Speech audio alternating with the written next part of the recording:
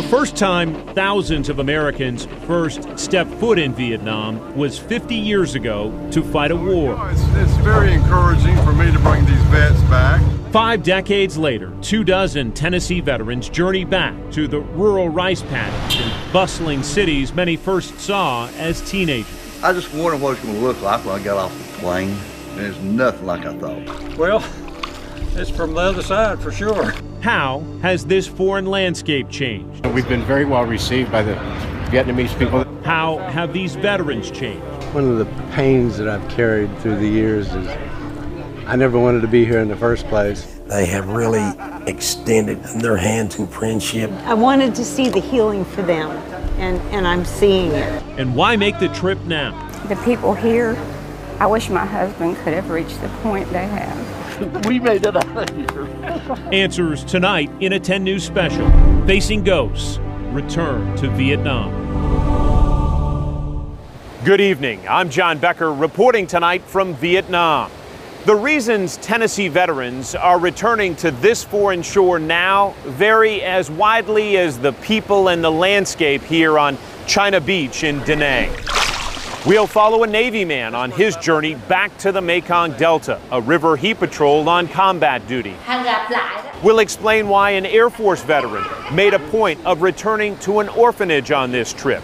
But we begin with a gesture of goodwill from one U.S. soldier to his one-time enemy. On the way to a secret gathering in Ho Chi Minh City, Vietnam veteran Ron Kirby explains why he wants to meet face-to-face with his one-time enemy. It's a friendship gesture over the last 49 years of saying, you know, you were doing your thing, I was doing my thing, we were both working for our governments. Nerves run high about the risks of a meeting arranged only in the last few hours without any blessing from the communist government. But on arrival, the welcome is warm. First, a handshake, keeping with custom. Shoes stay at the front door, and these strangers settle into conversation in the front room of this upscale city apartment. He was a soldier during the war against France and America as well. Tell him that I was in Vinh Long. The young Vietnamese interpreter, who helped set up this meeting with her American friend Lindsay Beer, explained the head of this household became a soldier at the age of 16. He rose to the rank of captain in the Viet Cong Army, and the intelligence officer left his wife and family for long stretches, first fighting French forces, then American troops. Tell him I'm very humbled that he would have us in his home. At age 85, Captain Chan Le spent more than half his life in military service, a full 4 decades. He said, like Obama said, the past is always sad and painful, but we should look forward to the future. Tell him I totally agree. As the minutes pass, a deeper connection between these soldiers begins to unfold.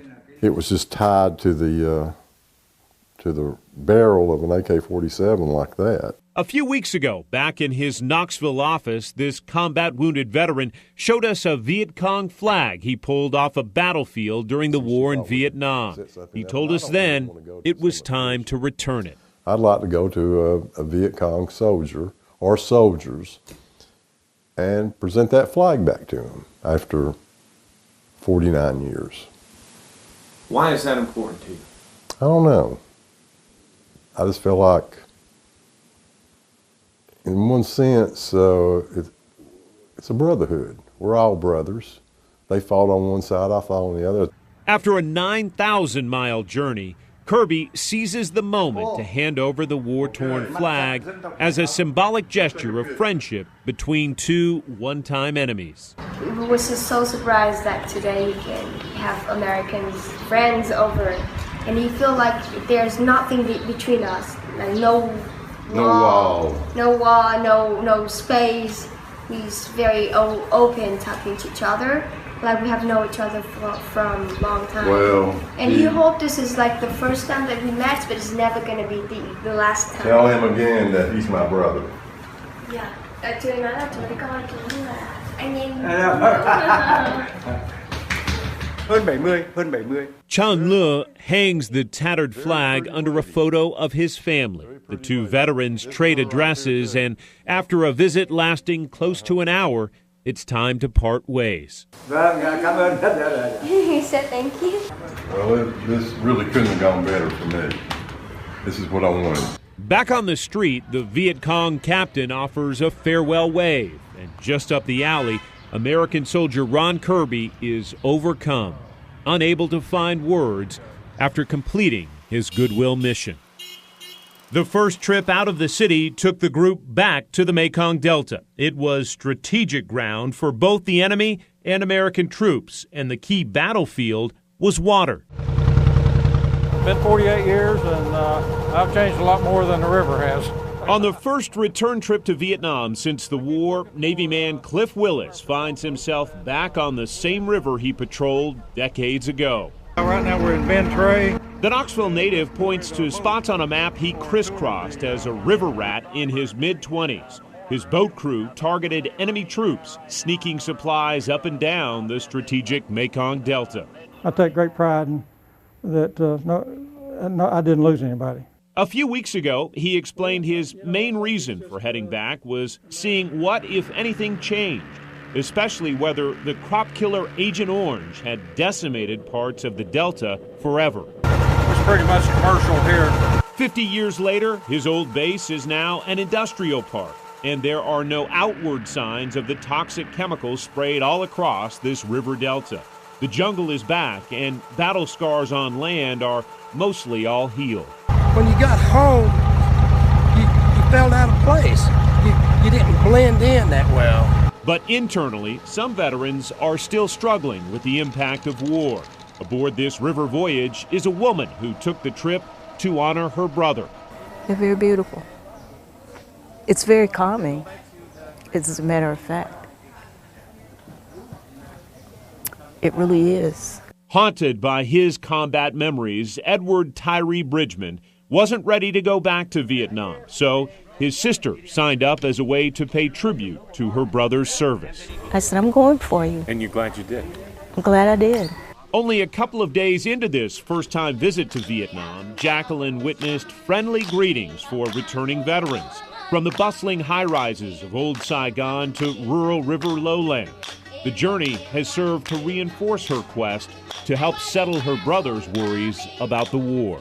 Because I've been talking back and forth to some of the guys, and they have told me how to go back and talk to my brother. So I've been looking at it from his point of view. What did he see? What did he not see?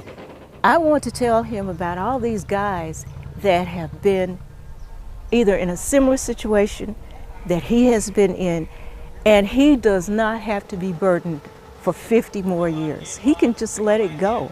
He can let it go and just say, I did that, it's over, now I can move on.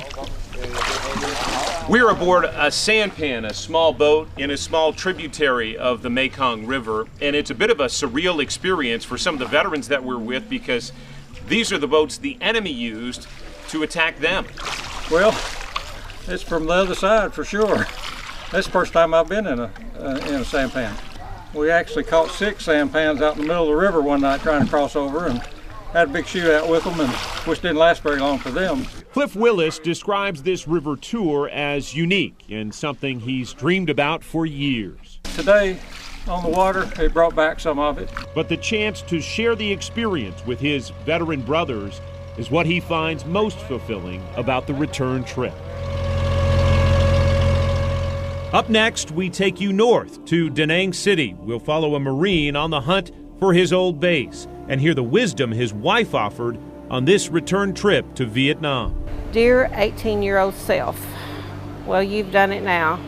Just out of high school and with no great job prospects, you might as well go ahead and join the Marine Corps before they draft you, right? Just wanted to tell you a few things, good and bad, about what's to come in your life as a direct result of this decision. This will be the end of your youth, leisurely times, carefree days, and most important, your innocence. The kid that you are now will become a man in more ways than you can ever imagine, and sadly unimaginable. The Marine Corps is going to accomplish everything they promise they will do. You will be trained well, become tough as steel, physically and mentally, become part of a brotherhood, and they will send you to a place on the other side of the world you only know by its name, Vietnam.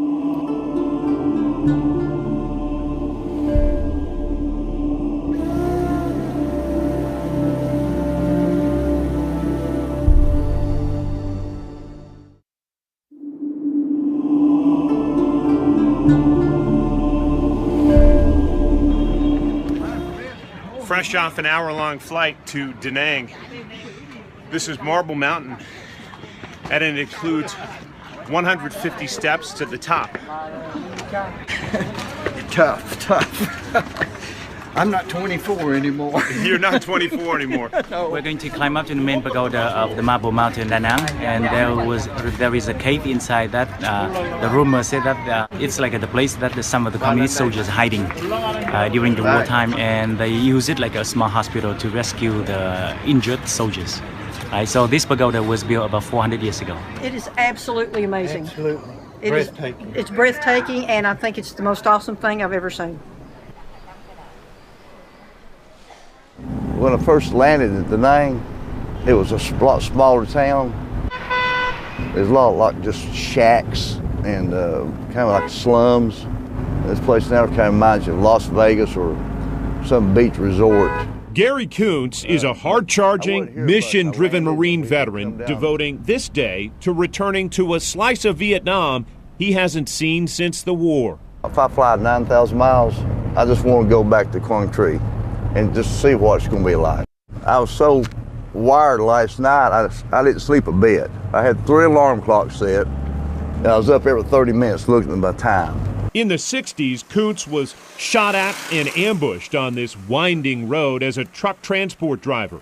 Wife Vicki will use this day to help her husband find some peace. Just out of high school and with no great job prospects, you might as well go ahead and join the Marine Corps before they draft you, right? Part of her therapy for him takes the form of a letter. Just wanted to tell you a few things, good and bad, about what's to come in your life as a direct result of this decision. It's reflective about his life, and Vicki wrote it as if the Gary of today had the chance to serve up some advice to the young man he was at 18. This will be the end of your youth, leisurely times, carefree days, and most important, your innocence. The Marine Corps is going to accomplish everything they promise they will do. You will be trained well, become tough as steel, physically and mentally. You will dodge mortars, a 3-day explosion, crashing helicopters, a convoy under fire on a narrow mountain road, but you will make it. So after a long journey home, you must think the fighting is over, but possibly the hardest part has just started, my friend. But this right here, the base of the mountain, it's a beautiful drive up through there, but back then it was very dangerous. Hunting for any familiar signs, this landscape is foreign. Guardrails. They wasn't here. Cows, friendly locals, a chance to stop and take in the sights. Stark differences between now and then. They didn't have rest stops. You didn't want to stop. You just want to get up this hill and get off this damn hill. The future is going to be rough for a long time. Your life is going to be in turmoil as you struggle to use the good things the Marine Corps brought you. Great success in business or anything you want to be good at, you will. You're going to go at everything like you're still in a firefight. You're going to be running scared for a long time. Trust and security will be rare. But as the years go by, you will be okay. You'll be a better granddad than you were a dad. You'll even be a great husband one day. But still, the survivor skills still remain. The need to be at the ready, never really feeling everything is okay, financially, mentally, never just giving in to peace and relaxation. Your goal when you get on this mountain was to get off of it alive. Back on the road, Kuntz and his wife of 29 years push on, hoping to reach his old base. It sits near what was the dividing line between North and South during the war, the DMZ. Well, it's kind of frustrating. I really thought I could drive straight to my base. Dong Ha was approximately 5 miles south of the DMZ. And we're going to stop and look around. You're going to get it on your mind that you really want to find your old base in Quang Tri. It's just been, I really thought I could find this. Okay, so we're going back to the name. Now here's where you need to pay attention to what I'm trying to get you to realize. You did find it, but guess what? Nothing's there but peace. You were right at the place where you did fight, did survive, did get back home, but the best thing you could see there was the invisibility of what was past. Praise the Lord, it's all gone. You don't see any sign of the war. You don't see any of the people that's upset. And really, I guess that's good. That's the way it should be. Don't be disappointed that you didn't see bomb craters or rusted old equipment or a broken old airstrip. Those images would just have stirred you into action again. Embrace and accept this beautiful gift of nothingness that you found in Quang Tri. Use the nothingness that you found on that little piece of the earth in a country on the other side of the world and apply it to the end of your fight. Reduce it to nothing. Sincerely, your older and wiser self. So I'm just going to go back with a smile on my face. The group would soon board another flight to Thailand, but first, Frank Vollmer, a veteran who served here 50 years ago in the clouds of this mountain, he found some clarity. Still ahead, why Frank wanted to climb Monkey Mountain and visit an orphanage.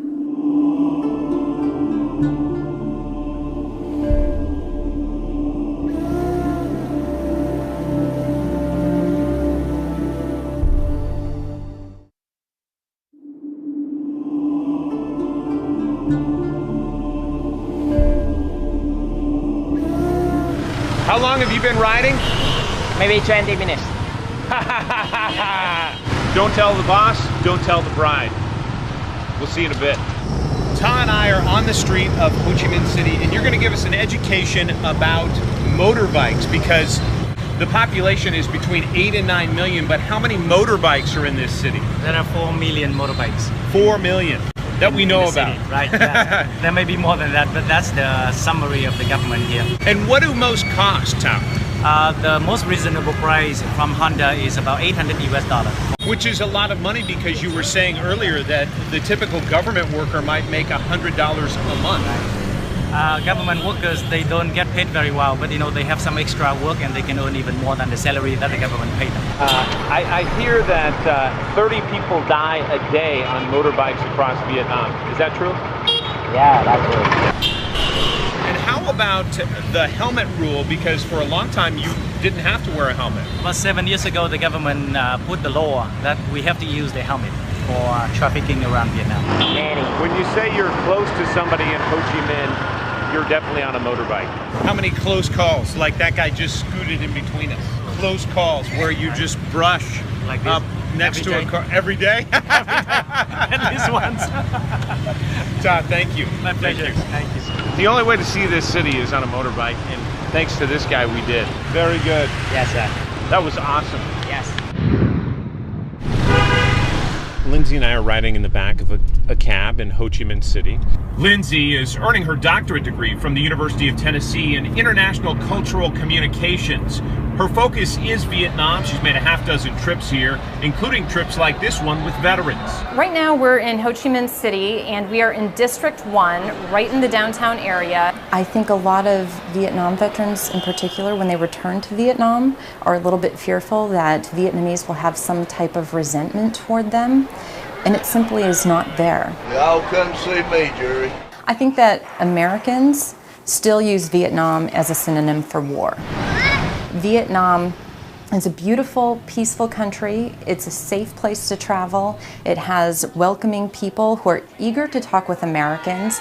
They do not harbor resentment toward Americans. So I think one of the things that they are really surprised to learn when they see Vietnam today firsthand is that Vietnam is a developing and in many ways a modern country, especially in the cities. 1, 2, 3, 4, 5, còn 2 đứa nó đi học ở Ask him if that's his daughter. To see wartime enemies become modern day friends, I think it's a beautiful, beautiful phenomenon to watch. When you think of Tet in Ho Chi Minh, what do you think about? I absolutely think about family, because at the core of Vietnamese culture, family is most important. And in Vietnamese culture, Tet is the time for going home to your family. You could hear the machine guns going off from the planes. The chartered commercial jet Frank Vollmer flew into Vietnam landed at an airbase in the middle of a firefight. You are welcome to Vietnam with fighting. Yes. Yep. Smoke was coming up around the perimeter, and we could see the napalm going off. Yeah, it was an eye-opener, and, you know, all of a sudden it became very real. Still ahead, finding clarity. I'm on medications morning and night. I still get counseled at least once a month, and part of what helps me through is being a mentor, too, for the younger vets now coming back from Iraq and Afghanistan. And I overheard you have your good night's sleep. First time in how long? Probably over 20 years. Wow, that is so cool. Way to go, brother. We made it out of here. How this return to Vietnam is helping one veteran overcome the ghosts of post-traumatic stress, and why he's reaching out to these orphans. What can you say about this day? It's been more than I could have hoped for. It really is.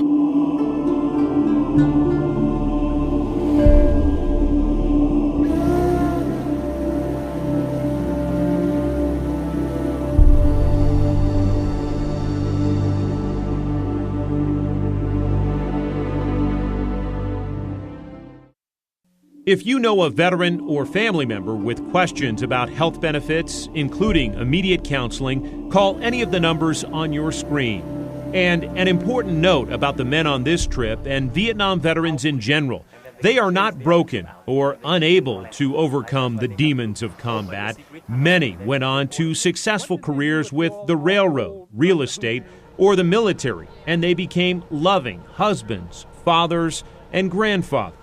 This is amazing. I'm so glad I came back here. I would recommend it for any veteran. And it's too bad that a lot more veterans haven't had this experience. And so many of them, you know, got into trouble with drugs and alcohol and sleeping under bridges. And it's too bad our country didn't take better care of the veterans and pull them through that dark period of time and get to be around to experience what this country is like today. Next, we're back on the streets on the back of a motorbike. Perspective on how this communist country has evolved in the 50 years since the war.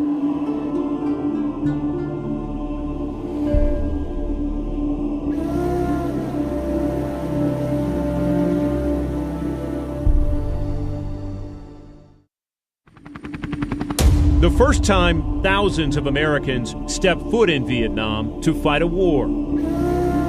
5 decades later, 24 Tennessee veterans journey back to the rural rice paddies and bustling cities many first saw as teenagers.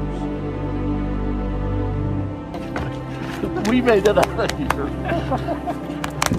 Tonight, in a 10 News special, Facing Ghosts, Return to Vietnam. Facing the ghosts of war is no easy climb. It takes work. Few veterans know that better than 70-year-old Frank Vollmer. He joined fellow military men and women on a return to Vietnam, drawn by the chance to see dramatic changes 50 years later. Da Nang at peace. During war, a place dubbed Rocket City. You know, rockets just kept coming in. We had 5 little buildings, and 3 of them burned in less than 10 minutes. There was a guy in front of me and there was a guy behind me. And the guy behind me ended up being a paraplegic. He caught the shrapnel in his back.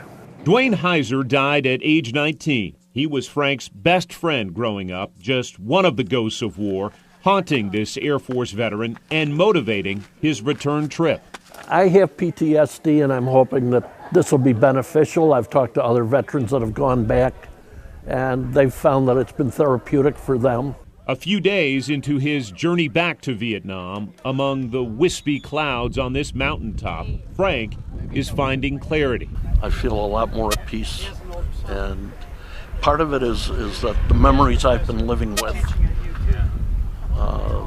those places and times no longer exist. And I overheard you have your good night's sleep. First time in how long? Probably over 20 years. Wow, that is so cool. Way to go, brother. We made it out of here. From the mountains to the South China Sea below, Frank Vollmer has more work left on this day. A few blocks off the beach sits an orphanage, and for Frank, this may be his most important stop of the 10-day trip. When I got to Vietnam, we found there was an orphanage over near the China Beach area. During the war, Frank sought to help these abandoned children. He built playground equipment and sent word home asking for the basics, clothing and food. My brothers and sisters back home set up a Kool-Aid stand or lemonade stand, and they were raising funds to try to buy powdered milk for me to take out to the orphanage. But war wrecked his humanitarian mission. A surprise enemy attack hit both his base and that refuge for children. We couldn't get out there for a while, and when we did, we had learned that there were casualties with the kids and all. This isn't the same orphanage, but the similarities stir vivid memories for this Vietnam veteran. These are children in need, and children Frank plans to help. It's our job. Why did you need this? Because I never had a chance to see how the kids that I worked with when I was here, how they may be taken care of now. But I just question if some of their conditions are still a result of the war from when we were here. There are more ghosts to face. Frank has more work to do to help ease his mind and body 50 years later, still shouldering the burdens of war. I think each day I felt a little bit better. On a drive outside Ho Chi Minh City, East Tennessee veteran Hubert Carter was on a hunt to reconnect with his wartime past. It's kind of like a bucket list thing. What the now 70-year-old Army veteran found on that day trip surpassed all expectations for his journey back to Vietnam. As fate would have it, it was meant to be. Driver and interpreter in tow, Carter made the 2-hour pilgrimage to a patch of dirt that once held his old base. I didn't recognize it at all. It was like a whole nother world. I recognized all the rubber trees, but I just didn't recognize where our base camp was. Then came the first of 3 memorable discoveries. Asking around about the place Carter first saw in his early 20s, his interpreter learned about a local who worked on the American base decades ago. What a coincidence. So he takes us to his place, and sure enough, recognizing the face was something I didn't do, but I knew the name right off. They called him Toto. He had to be 15, 16 when I was over here first time. He's in his 60s now. I love the little guy, you know. I honestly do. Just knowing he was alive was enough to make me happy. So he took us over and they showed us where the base camp was. And I said, no, you're wrong. And, you know, we had poured some concrete for the motor pool to change our oil. And it was still there. We had built some bunkers out of concrete. They was bombed out, but they were still there. And we built a retaining wall so the trucks could get the oil change without the ground caving in.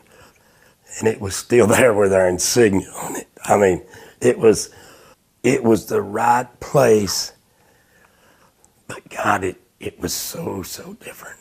God, it makes cold chills come on.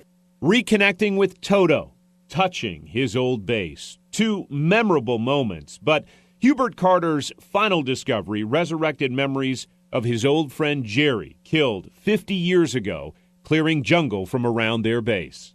We had to go out and cut back the jungle so nobody could sneak up on you, of course. I yelled at him not to go in there. There he wasn't clean, and I would be right there. He didn't pay me no mind. He walked in, and next thing we know, a grenade goes off and he's dead. That was a hard time for me. But on that same piece of ground where his buddy lost his life, now sits a school. I feel like it's a monument's been built to him. They have a school there. His life wasn't in vain. It's something good's come of it. Oh, this trip means everything.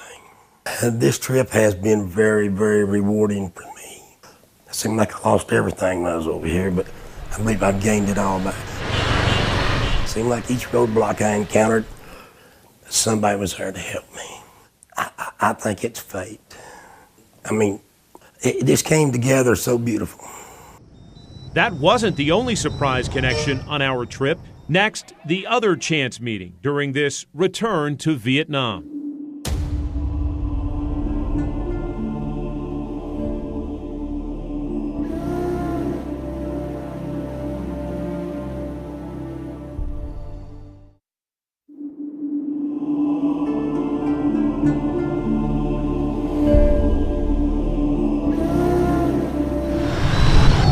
In the center of this city in Vietnam, with close to 9 million people, two strangers found a close connection dating back decades. I think it's just the spirit of my dad. East Tennessee veteran Howard Shouty traveled 9,000 miles to find a link to his wartime past in Vietnam. It happened by chance when a family asked him to snap a few photographs inside a hotel lobby. I asked him, is it your first time here in Vietnam? He said, no, actually it's the second time, and it's been like 40 years? 51 years. 51 years. And I said that, oh, my dad is a pilot, and he's in the Air Force for the South Vietnam. And that's how the conversation started. I asked her if it was a helicopter or an airplane.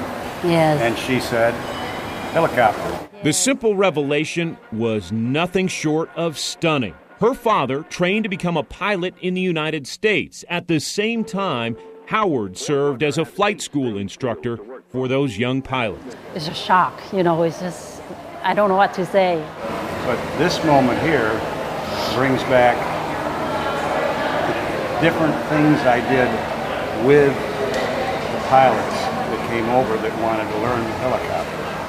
I'm so happy, if it is, you are my dad instructor, that is, all I can say is just, I think that my dad was telling us to me. At age 73, Howard can still sketch the detailed drawings he used to train Vietnamese troops on the mechanics of helicopters. Most students had just 30 days of training in English, and most arrived knowing only how to ride a bike. Howard taught them to fly in 1 month. It was training that served this Vietnamese pilot until his last day on duty. He flew in and rescued the first batch of people out, and then the second time he flew in, he got shot. Mei Lee was 5 years old when her father's helicopter was shot from the sky trying to rescue villagers in the path of fighting during the Vietnam War. I think that my dad is a hero. Howard took a close look at this photograph, but can't say for certain if it is indeed one of his students. The possibility exists, and the proof may come. I'm going to call my mom. But the fact these two randomly found each other in a hotel lobby in Ho Chi Minh City, that connection alone for this Vietnam veteran made his return trip. Oh, I think that she's going to be very shocked, and she's going to be very happy. For one veteran, the return to Vietnam was frustrating. Changes to the scenery over 5 decades were unexpected. It's not familiar, no way. Next, how he's moving forward, and the support from his wife, who also made the trip.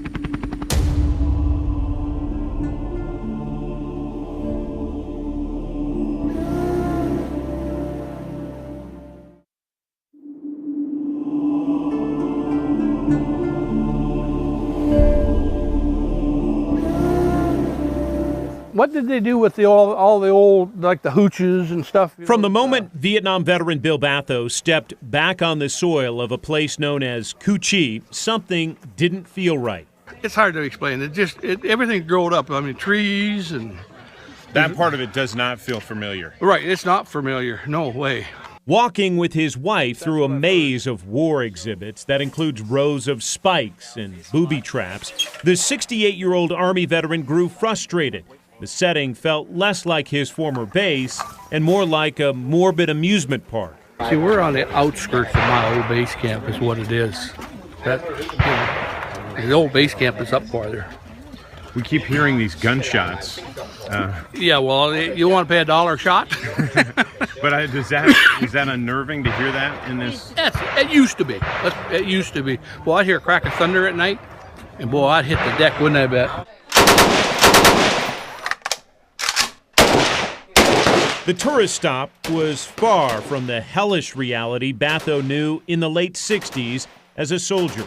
Enemy troops appeared, then vanished, ghost-like, using a system of secret tunnels to launch surprise attacks. Can you imagine living down here? No, hard to imagine. It's hard to breathe in here, hot. Hard to imagine that people survived in here, building kitchens, hospitals, ammo dumps, you name it, all inside the Cu Chi tunnels. 125 miles at least. That would get you from Knoxville down past Chattanooga. That's how long this network of tunnels is under Cu Chi. Before help, nobody comes.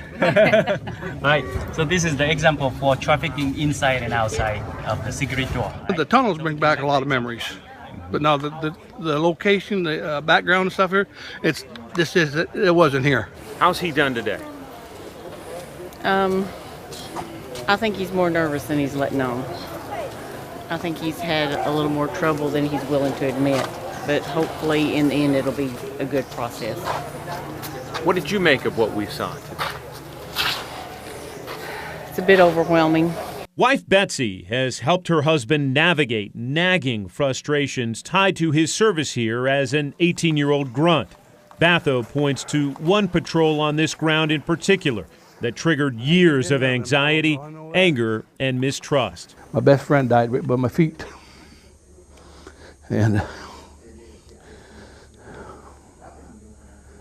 But, you know, I just ask myself every day why it wasn't me and not him, you know, let him go home.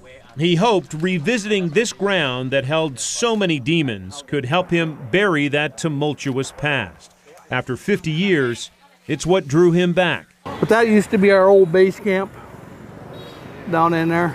Outside the Cu Chi Tunnel Park, Batho spotted a military base that looked more familiar. But reflecting on the day, another stop at a rubber tree plantation felt more like the place he served long ago. I'll always have it back here in the back of my head, what happened over here, and you can't completely get rid of it. What will carry him forward, Batho says, is keeping a promise he made to his counselor back in the States. I hope I can leave some stuff back behind me when I get on that plane to go home, which I'm going to, I think, because I'm going to write it down on a piece of paper. And when we get on that plane, I'm throwing it on the ground, leaving it here. And before he boarded a flight out of Saigon, Bill Batho kept his promise.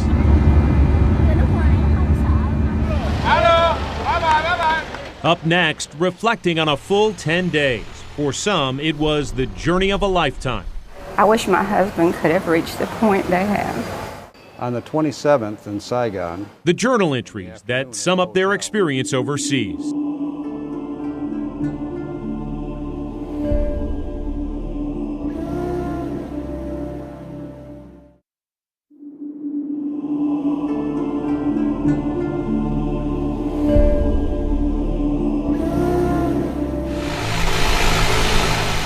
A lot of things have changed in 47 years. There are some things that are familiar. We're in a longboat here in Thailand. You see Sparky there in the blue, longtime Knoxville firefighter. He was last here at the age of 21 in the Army on leave. He's now 68. We've passed through countless communities along this river, including a Buddhist temple where monks were grooming the grounds, And we've seen several signs for Cobra shows on the way to the marketplace. What are you looking forward to most today? Getting my wife to experience some of the things that I saw. Like I say, I couldn't tell her this is what I saw, but it's what we get to see together now. It's going to be exciting.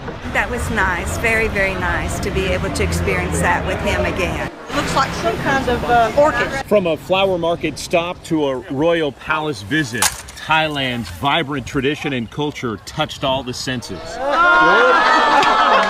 But this was a key highlight of the trip, a chance to get up close and personal with an Asian elephant. 3,000 are in captivity, 2,000 roaming in the wild. That is a trend our guide says the government here is desperate to reverse. Okay, have a nice ride. Long tunnel without... The veterans of this trip represent all branches. Next, their reflections on their first journey back to Vietnam. Plus, they welcome me over here better than they welcomed me home my first trip. The East Tennessee community made sure this homecoming was one these troops could smile about.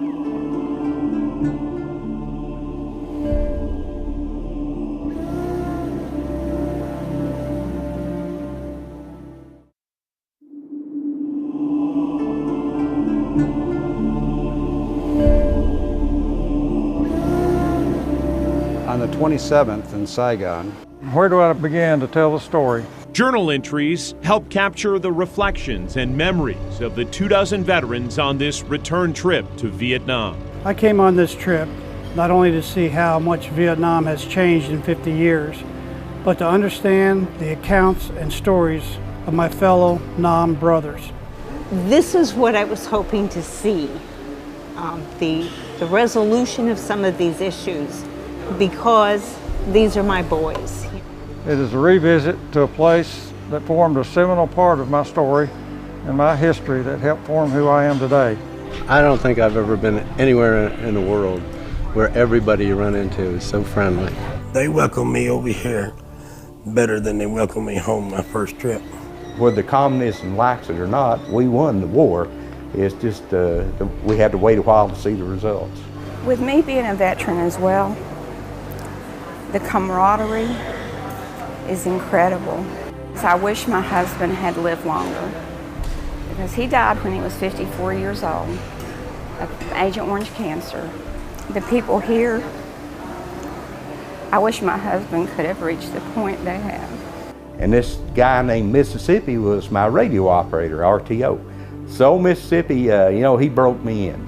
And for, 5-6 months, he was my guy to help me, you know, wherever I was.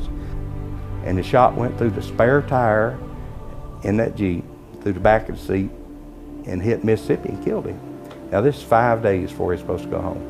I've kept that picture in my scrapbook all these years because of that. So here I am with brothers from the war to explore, reminisce, share, laugh at the old men we have become. What are the odds of my finding her? As a nurse, you know, we do a lot of physical healing, but there's so much other healing that can take place, and to be a part of that in a way closes things for me too, for them. Over 50 years that they can put some of this to rest is just very, very, very rewarding for me. To all my fellow Nam brothers, thank you for allowing me to be part of your trip, and it was truly an honor to be with you. For some veterans on this trip to Vietnam, it wasn't their days at war on the other side of the world that bothered them most, but the way they were shamed by fellow Americans on their return stateside. And that is a wound that is only now beginning to heal. At the close of this journey, some veterans found what they were looking for. Others are still searching. To all of them, we say thank you for allowing us to document your travels, and welcome home. With photographer Jerry Owens, I'm John Becker reporting tonight from Southeast Asia. How you doing? Welcome home. Thank you.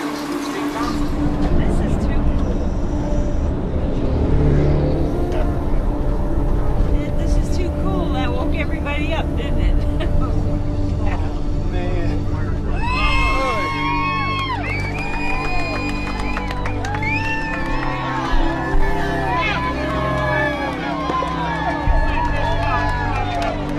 it's great. It's an emotional day. You know, these men didn't get the welcome home that they deserved originally. Glad they're all home safe and welcome home.